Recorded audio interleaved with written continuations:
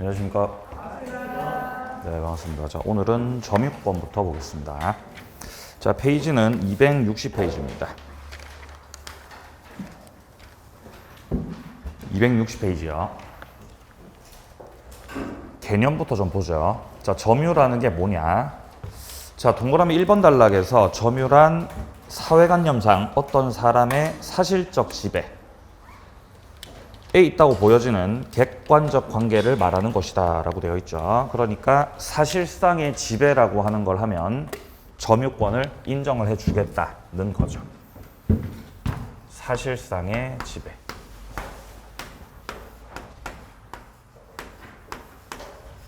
이거를 하게 되면은 점유권 인정을 해주겠다는 거죠, 지금.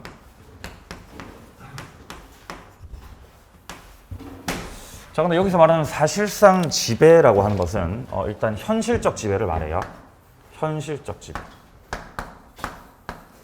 자, 그런데 현실적 지배뿐만 아니라 관념적 지배도 포괄하는 개념이다. 현실과 관념을 합쳐서 사실상 지배라고 하는 것입니다.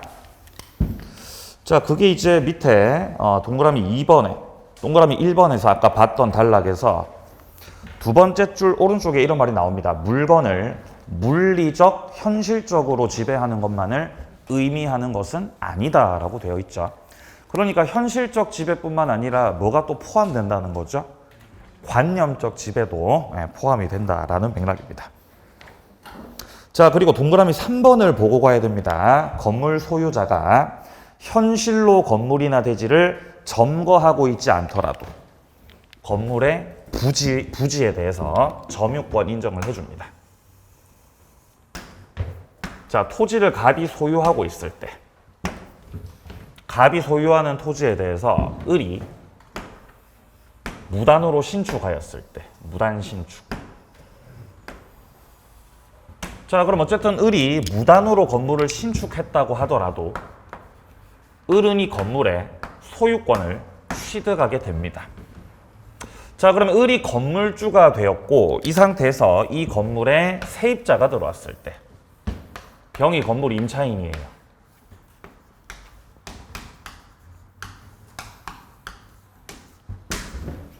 자, 그럼 여기서 갑이 건물에 대해서 무단 신축한 건물에 대해서 철거 청구. 갑의 철거 청구는 누구를 향해야 되는 거죠? 을한테 철거 청구, 병한테 철거 청구. 을한테 철거 청구. 그죠? 건물주 상대로 해서 요렇게 철거 청구합니다. 을한테 퇴거 청구하면 안 되죠. 네, 퇴거 청구 얘한테 하셔야죠. 자, 이때 갑이 토지를, 자, 토지가 내 거니까 토지를 반환하라고. 토지 반환 청구는 누구에게 해야 되는 거지요? 을한테요, 병한테요? 이것도 을한테 해야 된다. 이것도 을한테 해야 돼요. 자, 그러니까 반환 청구를 한다는 건 이 반환 청구의 상대방은 반환 청구를 누구에게 해야 됩니까? 라고 물으신다면은 점유자를 상대로 해야 됩니다. 점유자. 뭔가 물건을 현재 가지고 있는 그 사람에게 돌려달라고 해야 되는 거죠. 그러니까 현재 토지에 대해서 반환 청구를 한다는 것은 토지를 점유하는 자를 상대로 해야 된다는 거죠. 자, 근데 현재 우리 아까 봤던 판례에서 건물주가 현실로 대지를 점거하고 있지 않아도 부지를 점유한다라고 되어 있죠. 그러니까 결국 을하고 병 중에서 토지 점유자는 누구다라는 거죠. 토지 점유자가 을이다라는 거죠. 그래서 을을 상대로 해서 토지 반환 청구를 해야 된다는 지금 판례입니다. 자, 그래서 건물주. 아니요. 건물주라는 표현보다도 건물의 소유자.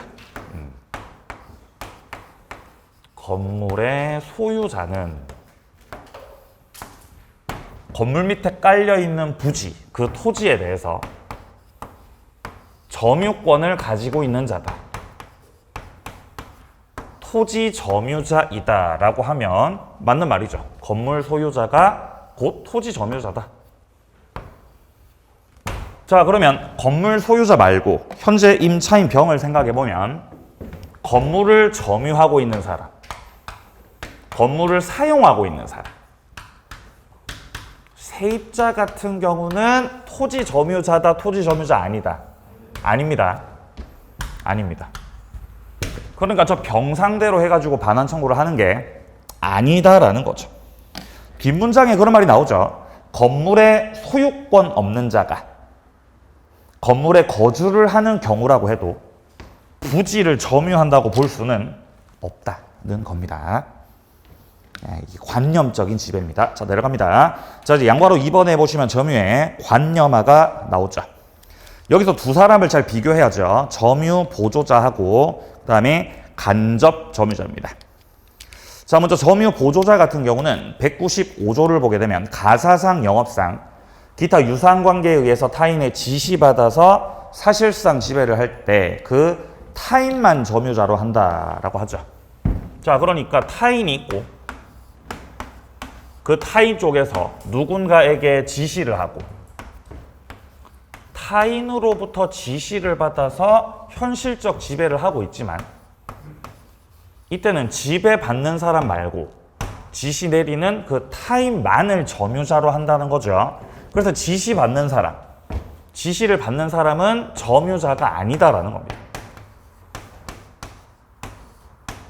자, 그래서 점유자가 아니기 때문에 얘를 뭐라고 불러요? 보조자라고 하는 거죠. 점유자가 아니기 때문에 얘를 가리켜서 점유 보조자다라고 하는 거죠. 그렇죠? 직원이 대표적이죠. 자, 그래서 박스 밑에 기억해 보시면 점유주 같은 경우는 점유권이 있습니다.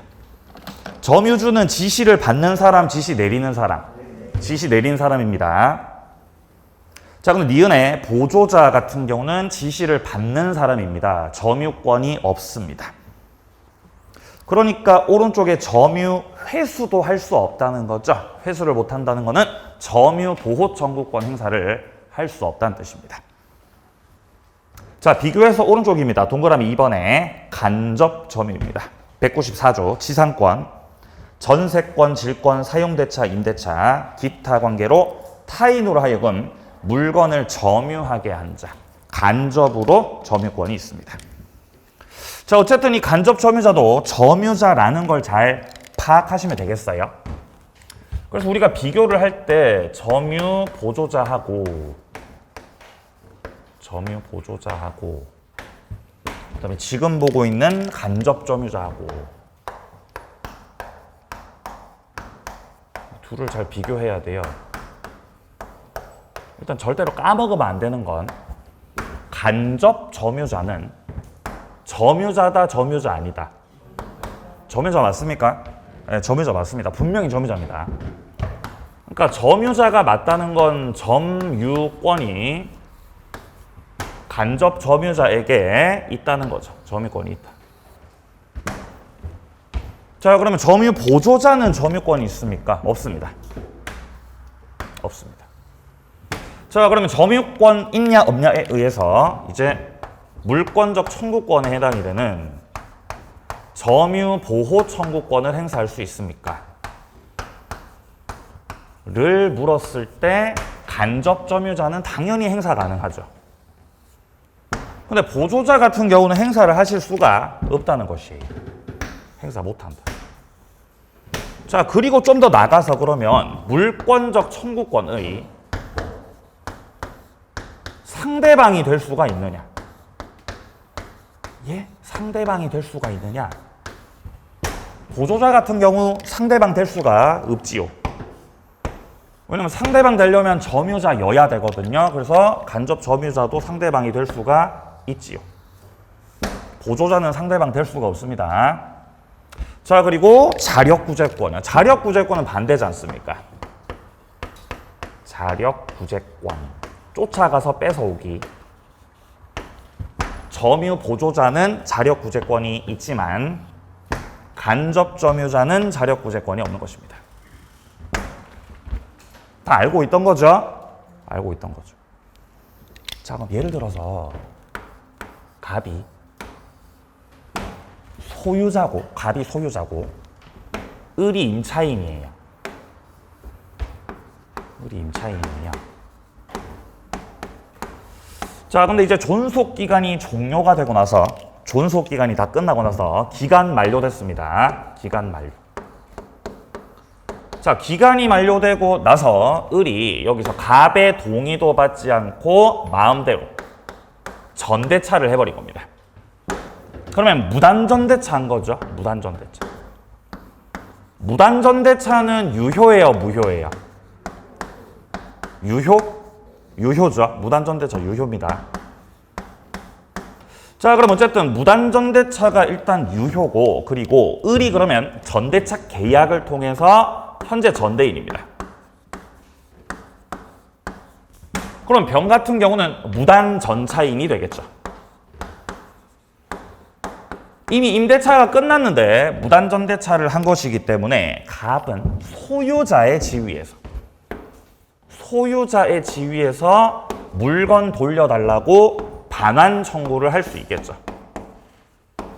그렇다면 갑의 반환 청구는 을한테 하는 거다, 병한테 하는 거다? 누구한테 하는 거죠? 을한테? 병한테? 누구한테? 을한테도 할 수 있고 병한테도 다 할 수 있습니다. 병은 점유자예요? 점유자예 아니에요? 점유자죠. 무슨 점유자예요? 직접 점유자예요. 병은 직접 점유자이기 때문에 갑의 물권적 청구권 상대방이 될 수가 있고, 그러면 을은 무슨 점유자? 간접 점유자예요. 그럼 을도 점유자가 맞습니까? 예, 분명히 점유자가 맞습니다. 그러니까 을도 물권적 청구권의 상대방이 된다는 것이에요. 그러니까 반환 청구를 을한테도 병한테도 다 할 수 있다는 거죠. 자, 우리 책에 나와 있는 사례 함께 좀 보겠습니다. 자, 사례 보시면 갑 소유 토지를 임대차로 을이 점유하다가 병에게 전대차했습니다. 기읍 점유 매개 관계. 점유 매개 관계가 바로 임대차 계약 관계를 말하는 거죠. 임대차도 있었고 전대차도 있었기 때문에 중첩적으로 존재하고 있습니다. 그리고 무효라도 무방합니다. 꼭 유효일 필요 없어요. 자, 그리고 니은입니다. 임차인 을은 간접 점유자입니다. 점유권이 있습니다. 자, 따라서 점유 회수할 수 있다라고 되어 있죠. 거기다 추가하세요. 물권적 청구권에 뭐도 될 수 있다? 상대방도 될 수 있다고요. 물권적 청구권에 상대방이 될 수 있다. 자기가 직접 행사도 가능하고 상대방도 될 수가 있습니다. 디귿 임대인 갑은 간접 점유자로서 점유권이 있다. 당연하죠. 갑한테도 점유권이 있습니다.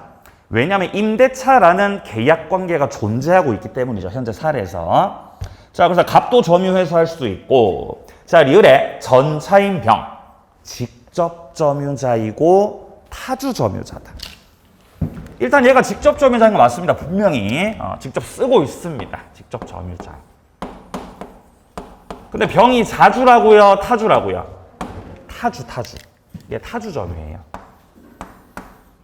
타주 점유라는 거는 어떤 거를 말하는 거죠? 소유의 의사가 없는 거 말하는 거죠. 예, 을한테 빌려 쓰고 있기 때문에 소유의 의사가 없다. 그래서 직접 점유자이고 타주 점유자다는 거예요.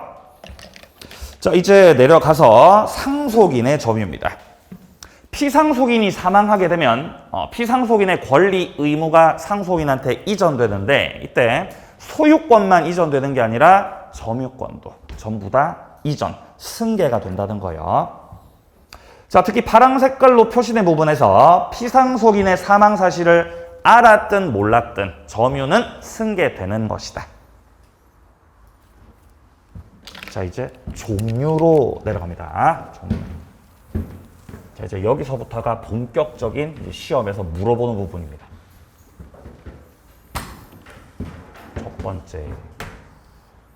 첫 번째, 점유의 종류.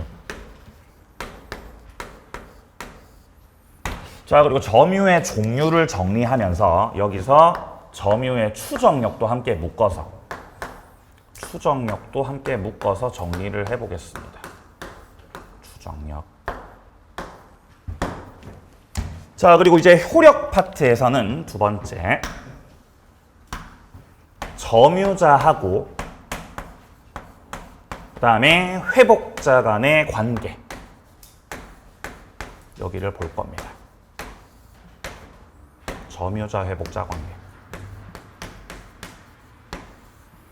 여기가 이제 우리 민법 제201조부터 시작해서 202조, 203조까지로 이어지는 내용입니다.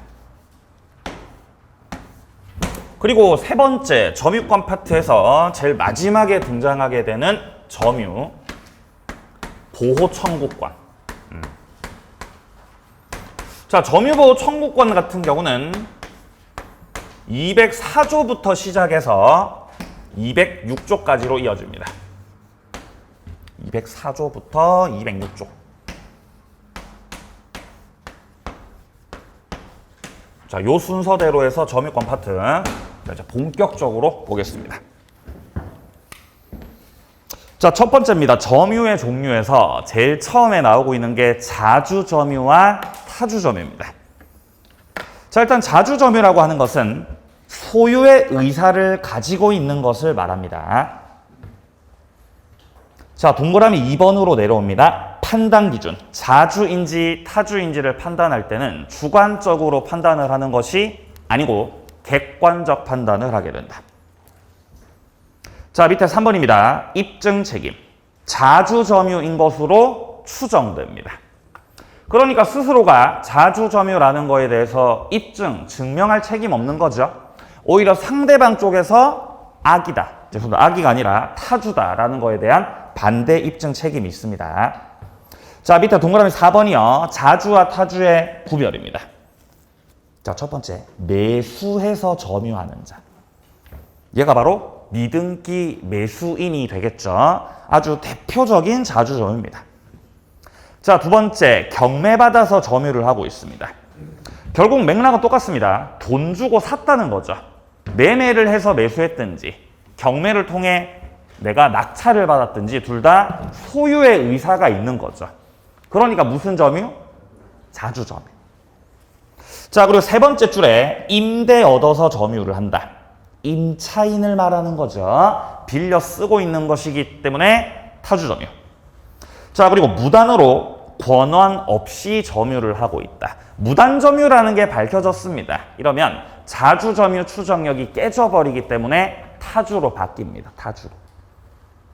자, 그리고 밑에 권한이 불분명하다. 알쏭달쏭이라는 거죠. 불분명하다. 불분명할 때는 일단은 자주로 봐줘, 타주로 봐줘. 자주로 봐주죠. 왜냐하면 자주가 자주점유가 뭐가 되기 때문에? 추정되기 때문이죠. 그리고 자주만 추정되는 게 아니죠. 자주뿐만 아니라 선의점유, 평온점유, 공연점유, 적법, 계속점유, 이런 것들이 전부 다 추정이 돼버리죠. 자, 그리고 이런 것들이 전부 다 추정되기 때문에 뭐를 할 필요가 없는 것이다? 입증. 그죠? 입증 책임이 없는 것이다. 입증 책임 없음. 그래서 이거를 추정력이라고 하는 거죠. 추정력. 자, 근데 여기서 자주, 선의, 평온, 공연, 적법, 계속은 추정이 되는데 추정 안 되는 게 있죠. 뭐는 추정 안 돼요? 맞습니다. 무과실. 잘하시는데요? 무과실 추정 안 되죠. 무과실 점유만큼은 추정이 되지 않아서 입증 책임이 있는 거죠. 자, 뒤로 넘어가 보죠. 표가 나옵니다. 첫 번째, 자주점유에 해당하는 겁니다. 자, 첫 번째 줄에 나오는 것부터 보면 매매가 무효임을 모릅니다. 매매가 무효라는 것을 모르는 매수인의 점유다. 그럼 자주, 타주? 자주예요. 자, 비교해서 오른쪽에 매매가 무효라는 것을 알면서 점유한다. 이러면 무슨 점유로? 타주로 봅니다. 자, 자주점유 두 번째 줄입니다. 경락대금 완납했습니다. 낙찰 받으신 분이죠. 자주점유. 자, 그리고 세 번째 줄에 나오는 것은 매수인의 점유입니다. 근데 매매가 보통 매매가 아니라 타인 권리 매매네요. 전혀 문제 없습니다. 매매 유효한 거죠. 자주점유. 자, 그 밑에 줄은 점유자가 매매와 같은 자주점유 권한을 주장했는데 권한이 부인됐다라는 거죠. 뭔가 자주점유로 주장했던 원인된 계약서 이런 것들이 받아들여지지 않았다는 거죠. 자, 여기서 권한이 부인됐다는 것이 반대 입증됐다는 것은 아닙니다. 뭐는 아니라고요? 반대 입증된 건 아니라고요. 반대 입증이 된 것은 아니다. 그럼 반대 입증까지 나간 게 아니기 때문에 타주로 바뀌어요? 계속 자주예요? 계속 자주입니다. 계속 자주. 반대 입증된 것은 아니다. 자, 그 밑에 줄 같은 경우는 권한 성질이 불분명합니다. 일단 불분명할 때는 자주로 추정. 그 밑에 점유의 특정 승계인이 자기의 점유만 주장을 하고 있다. 자, 그리고 밑에 점유자가 취득 시효 시간 경과 후 상대방에게 토지에 대해서 매수를 제의하였다. 매수를 제의했다는 것은 분쟁을 피하려고 하는 거지 점유의 모습이 바뀌는 게 아닙니다.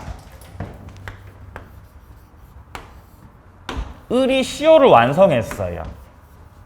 시효를 완성하였다. 자, 여기서 을이 시효를 완성했다는 것 자체가 소유의 의사를 가지고 평온하게 공연하게 20년 흐른 거잖아요. 그럼 을은 지금껏 자주점유했어요? 타주점유했어요? 자주점유. 네? 자주점유한 거죠.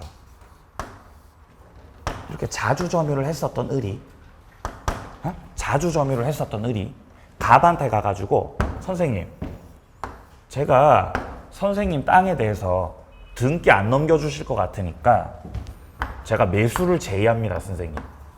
제가 돈 좀 드릴게요. 라고 매수를 제의한 거예요. 그럼 시효 완성자 쪽에서 매수를 제의했으니까 이게 자주가 아니라 타주로 바뀌어야 되냐? 그렇지 않다는 겁니다. 여기서 을이 매수를 제의한다는 것 자체가 소유의 의사가 지금 현재 있는 거 없는 거? 있는 거죠. 그죠? 소유하려고 하는 거잖아요. 그럼 왜 매수를 제의할까요? 분쟁을 피하고 싶어서. 네? 뭐 때문에요? 분쟁을 피하고 싶어서. 평화롭게 땅을 취득하고 싶어서 매수를 제의하는 거예요.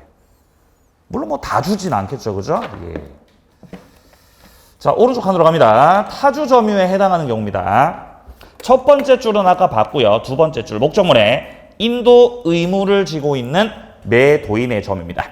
매도인이 매수인에게 대금을 받고 등기를 넘겨주고 목적물 넘겨줘야 되는 상황이니까 타주점유죠. 자, 그리고 밑에 줄에 명의 수탁자, 타주입니다. 명의만 넘겨받은 사람. 자, 그리고 밑에 줄 소유자가 점유자 상대로 말소 청구 소송 제기를 해서 점유자가 패소했습니다. 바뀌죠. 자, 밑에 타인 토지에다가 분묘를 설치했다. 타인의 토지에다가 분묘를 설치해서 분묘를 소유하고 있는 자, 이 자를 가리켜서 분묘 기지권자라고 합니다. 분묘 기지권자 같은 경우는 지상권자하고 거의 비슷해요. 똑같은 건 아니고 거의 비슷하다고요. 분묘기지권이 됐든 지상권이 됐든 결국에는 땅을 빌리는 거죠. 객체를 토지로 하여 토지를 빌려 쓰는 거다. 토지를 소유한다고요? 토지 빌려 쓴다고요? 빌려 쓰는 거죠. 그러니까 자주점유, 타주점유. 타주. 따라서 타주점유라는 거예요. 이건 지상권자도 분묘기지권자도 다 마찬가지입니다. 자, 밑에 줄 법률 요건 없이 타인의 부동산임을 잘 알면서 무단 점유를 하고 계시네요. 자, 무단 점유라는 게 밝혀졌기 때문에 타주로 바뀌어야 됩니다. 자, 밑에 줄 실제 면적이 등기된 면적을 상당히 초과하고 있다. 이러면 현저하게 차이가 많이 나고 있는 거죠. 이런 경우도 타주로 봐야 됩니다. 자, 밑에 이제 좀 내려가서요. 자, 네모 2번에 점유의 효력을 보겠습니다. 점유의 추정력 197조. 자, 먼저 1항부터 보시면 점유자는 소유의 의사로 선의, 평온 공연하게 점유한 것으로 추정한다. 근데 무가 실은 추정이 되지 않지요. 밑에 2항 선의의 점유자라도 본권에 관한 소에서 패소했다. 그럼 소재기 시부터 악의로 바뀌게 되죠. 원래는 선의였는데 본권에 관한 소에서 패소해가지고 악의로 바뀌는 거죠. 이게 언제 바뀐다고요, 지금? 소재기 시. 예, 소재기 시부터 악의로 바뀌는 거예요. 이거하고 잘 비교해 두셔야 되는 게 원래 자주였다가도 본권에 관한 소에서 패소하게 되면은 타주로 바뀌죠. 자주에서 타주로 바뀌는 건 언제죠? 판결 확정시입니다.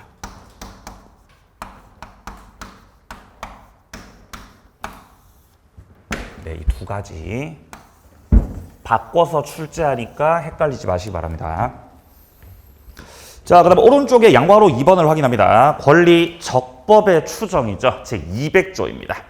점유물에 대해서 행사하는 권리는 적법하게 보유한 것으로 추정한다. 밑에 박스 밑에 민법 200조는 동산에만 추정력이 인정이 되고 부동산과 관련해 가지고는 점유의 추정력이 인정되지 않는다.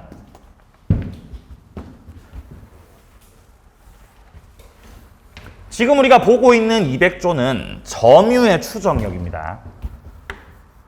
점유의 추정력. 이 점유의 추정력이 어디에만 인정된다고요, 지금? 동산에만 인정된다고, 동산에만. 동산에만 점유의 추정력이 적용될 뿐, 부동산에는, 부동산에는 적용이 안 된다는 거죠, 지금. 적용되지 않는다.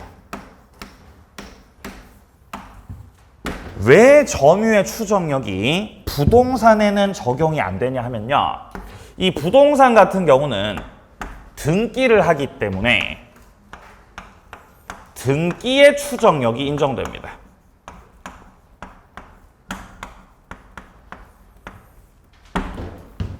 그래서 부동산에다가 점유 추정력하고 등기 추정력 두 가지를 다 인정해 줄 필요가 없죠. 그러니까 이제 점유 추정력은 적용되지 않는다고 하는 거죠. 자, 따라서 부동산에는 어떤 추정력이 적용되고 등기의 추정력이 적용이 되고 동산에는 점유의 추정력이 적용되고 그런 거예요. 자, 그리고 밑에 양괄호 3번도 확인합니다. 계속 추정입니다. 전후 양시의 점유자가 다르더라도 점유의 승계가 입증된다면은 계속도 추정된다. 자, 이제 밑으로 가서 3번 내려갈게요. 점유자와 회복자 간의 관계 보겠습니다.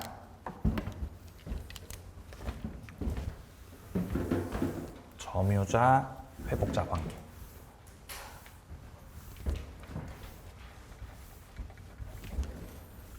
자, 먼저 밑에 쪽에 지금 사례가 나오고 있는데요. 자, 갑과 을이 건물을 매매했습니다. 1년간 사용을 하고 있었는데 그 이후에 계약이 취소가 됐다. 자, 어쨌든 그러면 갑하고 을 사이에서 1년 전에 건물에 대해서 매매 계약을 체결하였습니다. 그리고 을이 갑으로부터 건물을 인도받아서 건물을 사용하고 있었겠죠? 건물 사가지고 내가 쓰는 거지. 건물을 쓰고 있다. 그럼 을이 이 건물의 소유자죠. 소유자이고 점유자이기도 하죠. 이 건물을 사용했어요. 1년 동안 사용한 거지, 1년 동안. 자, 그런데 1년 동안 건물을 사용한 이후에 이 매매가 취소가 됐으니까 무효가 됐겠죠. 소급해서 무효가 됩니다. 자, 그러면 취소로 인해서 매매가 소급해서 무효가 돼버리면은 말소 등기를 하지 않아도 을이 갖고 있었던 소유권이 어떻게 돼요? 자동 복귀합니다. 맞습니다. 그럼 소유권이 복귀되기 때문에 이제 갑이 소유자가 되는 것이고 을은 더 이상 소유자가 아닌 거죠. 을은 더 이상 소유자가 아니고 그냥 점유자라는 거예요. 자, 그러면 소유권이 갑한테로 돌아갔기 때문에 을은 이제 이 건물을 갑한테 돌려줘야 되는 거죠. 그래서 갑이 점유를 회복받아야 할 사람이다 라고 해서 갑을 회복자. 현재 건물은 을이 지배하고 있기 때문에 을이 점유자. 그래서 이 관계를 점유자하고 그 다음에 회복자 관계다 라고 하는 거예요. 그럼 결국 을은 이 1년간 썼던 건물을 갑한테 돌려줘야 돼요. 이 회복자한테 건물을 반환하셔야 되는 거죠. 근데 건물을 반환하면서 여러 가지 문제점들이 있다는 겁니다. 갑하고 을 둘이서 풀어야 할 숙제가 있다는 겁니다. 왜냐면 현재 을이 소유권 취득을 한 뒤 갑한테 건물을 반환하기까지 과거 1년간 사용을 했거든요. 그럼 1년 동안의 건물을 사용한 문제, 이 과실의 문제를 어떻게 해결할 거냐, 과실.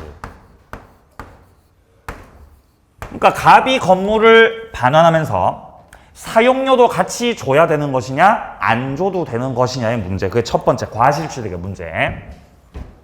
자, 그리고 두 번째로 문제가 되는 게 을이 1년 동안 건물을 쓰다가 건물이 망가진 거예요. 멸실되거나 훼손되었을 때 이 문제를 어떻게 해결할 건지, 얼마나 배상, 반환을 해줘야 되는 건지. 자, 세 번째, 1년 동안 쓰다가 을이 여기다가 비용을 투입할 수 있겠죠. 비용 청구의 문제. 이렇게 세 가지의 쟁점이 나오는 거죠. 자, 여기서 과실 취득의 문제가 첫 번째 쟁점 201조.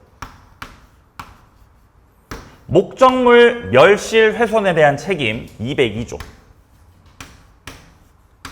비용 청구의 문제 203조.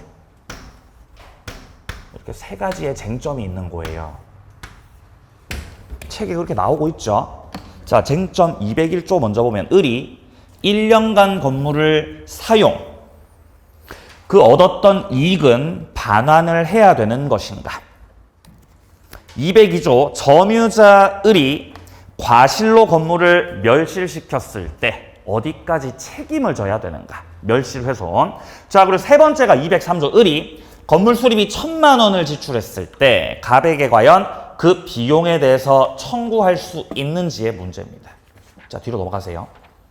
첫 번째 쟁점부터 확인을 하겠습니다. 자, 첫 번째 쟁점은 과실 취득의 문제입니다.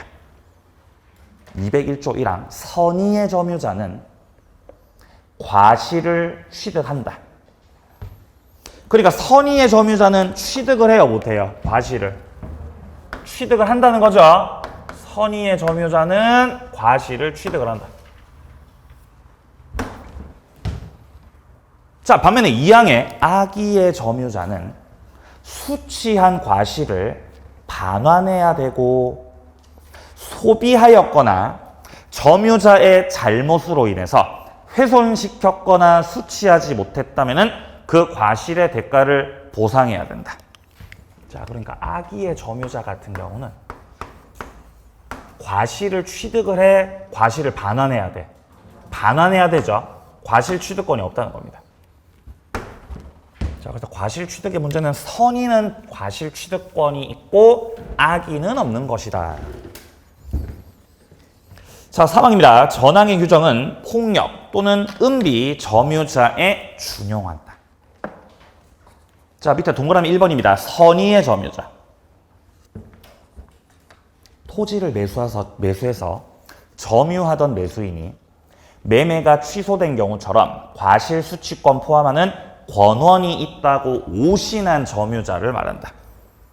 자, 그리고 오신할 때는 오신할 만한 근거 필요하죠. 너도 나도 나 몰랐는데요. 이러면 안 되니까. 자, 내려갑니다. 동그라미 2번이요. 201조 규정은 매매가 무효되거나 취소가 된 경우에는 적용이 되는데 이행지철에 인한 해지에서는 201조가 적용되지 않는다. 자, 3번이요. 과실, 천년과실이나 법정과실 다 포함됩니다. 밑에 줄 토지의 사용이익이나 기계 사용이익도 과실에 준한다. 자, 밑에 동그라미 4번 달라고 보시면요. 선의의 점유자는 원인 없이 타인의 토지를 점유 사용하고 이로 말미암아 손해를 입혔다고 하더라도 점유 사용으로 인한 이득을 부당이득 반환할 의무는 없다라고 되어 있죠. 그러니까 과실을 반환해야 돼요? 반환을 안 해도 돼요? 안 해도 된다는 거죠. 상대방한테 뭐를 입혔더라도? 손해를 입혔더라도. 상대방에게 손해를 입혔더라도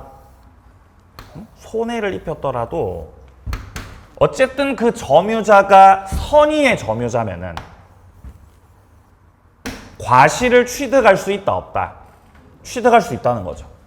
과실을 반환해야 된다, 반환 안 해도 된다? 안 해도 된다는 거죠, 반환. 그러면 손해를 입혔으니까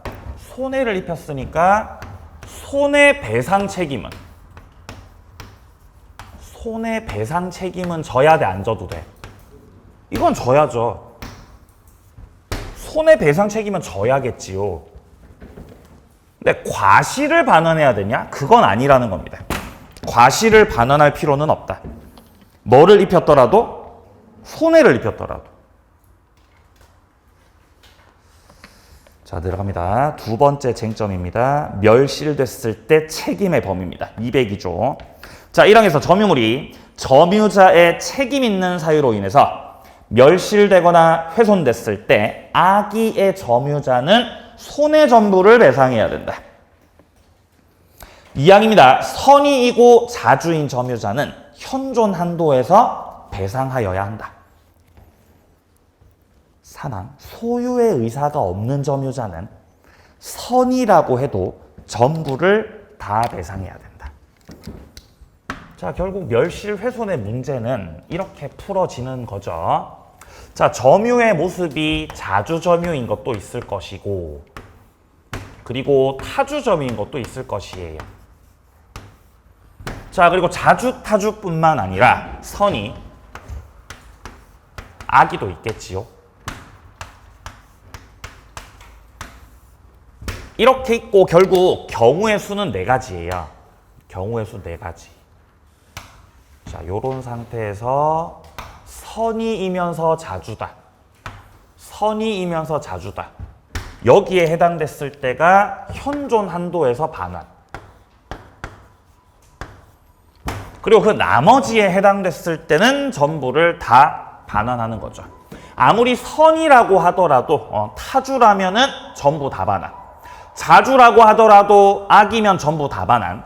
악이면서 타주는 뭐 당연히 전부 다 반환이겠죠. 그래서 여기에 해당이 되었을 때는 현존이 아니라 전부 다. 여기에 해당됐을 때는 전부 다 반환이에요. 그러니까 4칸을 전부 다 정리하려고 하지 말고 여기를 기억하면 되겠죠. 선의이면서 자주일 때가 현존 한도 반환이다. 선자. 자, 이제 오른쪽 가서 비용 청구 문제 보겠습니다. 자, 먼저 비용 청구는 선의가 됐든 악의가 됐든 관계없이 인정됩니다. 악의의 점유자도 비용을 청구할 수 있고 선의의 점유자도 비용 청구할 수 있습니다. 자, 203조 1항은 먼저 필요비가 나와 있습니다. 점유물을 반환할 때 회복자에 대해서 점유물 보존하기 위해서 지출한 금액 기타 필요비 상환을 청구할 수 있다. 점유자가 과실을 취득했을 때는 통상의 필요비는 청구하지 못하고요. 이항 유익비, 점유자가 점유물 개량하기 위해서 지출한 금액, 기타 유익비에 관해서는 가액 증가가 현존한 경우에 한해서 회복자 선택에 쫓아서 지출 금액이나 증가액 상환 청구할 수 있습니다. 자, 3항입니다. 유익비의 경우는 상환기간 허여가 가능하다. 상환기간 허여 나오면 뭐가 떠오르세요? 유치권이 성립하지 않는다. 그죠? 유치권이 성립하지 않는다. 네. 자, 그리고 청구 시기가 다르죠. 청구 시기가. 여기서 청구 시기가 언제냐? 청구 시기. 자, 여기서 일단 필요비 같은 경우는 청구 시기가 언제예요, 지금? 즉시다, 반환할 때다. 여기 1항 보세요, 1항. 1항의 첫째 줄에 뭐 할 때? 반환할 때. 그때 청구할 수 있다고 돼 있죠? 반환할 때. 반환 시에 청구하는 거예요. 그럼 유익비는 언제 청구합니까? 유익비도 반환 시 청구하는 거예요.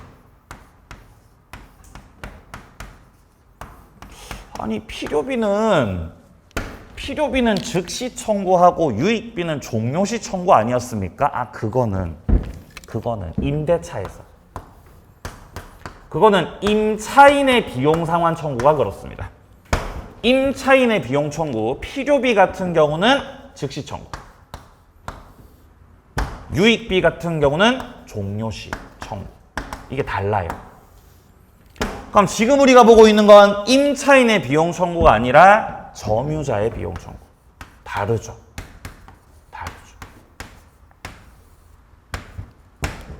다른 거 맞나요? 다르잖아요. 다르죠? 예, 다르죠. 점유자 비용 청구는 지금 몇 조예요? 203조. 다릅니다, 이거. 그럼 임차인의 비용 청구는 626조. 달라요. 그럼 만약에 청구하는 사람이 뭐 유치권자다.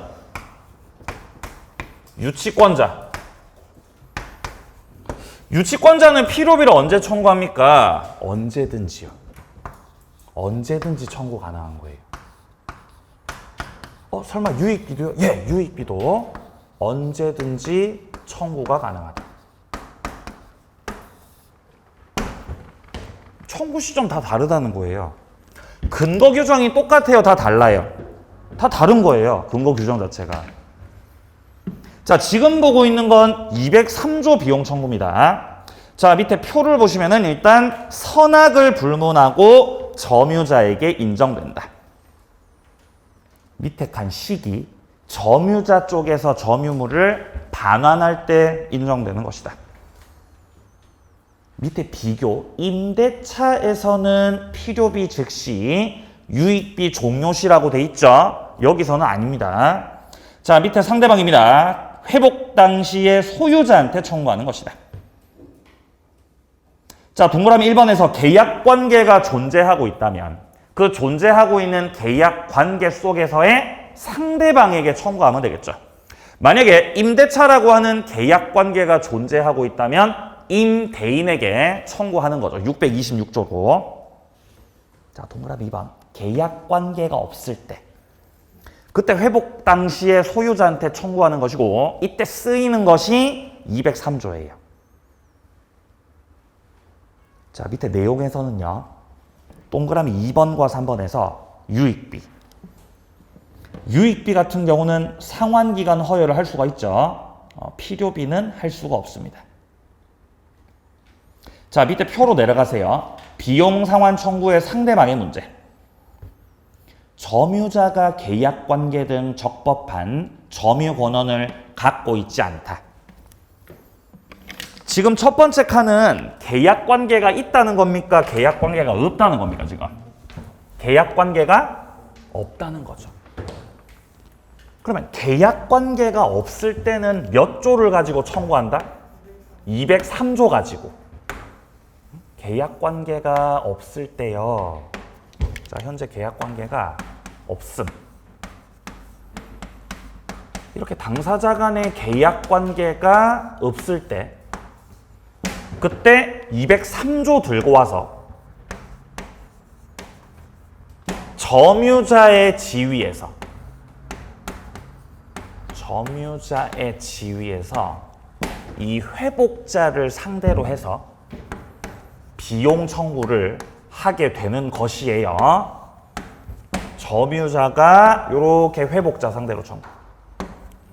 자, 근데 만약에 갑과 을 사이에 계약 관계가 존재한다. 임대차라고 하는 계약 관계가 존재하고 있다.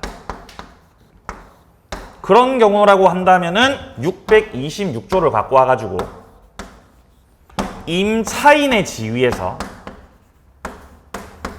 임대인을 상대로 해서 비용을 청구하게 되는 거죠. 그러니까 주체도 다르고 상대방도 다르고 근거 규정 자체가 다 다르다는 겁니다. 밑에 칸에 보시면은 점유자가 유익비 지출할 당시에 계약관계 등 적법한 점유권원을 갖고 있다 그러죠. 그러면 계약관계의 상대방, 그게 임대인이죠. 그 자를 상대로 비용 청구를 하게 됩니다. 자, 밑에 기출 지문 보세요. 무효인 매매 계약의 매수인이 점유 목적물에 필요비 등을 지출했고 매도인이 목적물 제3자에게 양도했다라고 되어 있죠. 그러면 현재 매도인이 소유자예요? 제3자가 소유자예요? 제3자로 소유자 바뀌었죠? 그러면 회복 당시에 소유자가 제3자이기 때문에 그 제3자, 양수인을 상대로 해서 비용 청구할 수 있는 거다, 못하는 거다? 할 수 있다는 거죠. 몇 조를 가지고 비용 청구하는 거죠? 203조 갖고 하는 거죠. 맞나요? 203조 가지고 하는 거죠. 예. 비용을 투입했을 당시에는 예를 들어 갑이 소유자였는데 비용 투입할 당시에는 자, 요 상태에서 을이 필요비를 지출하였다.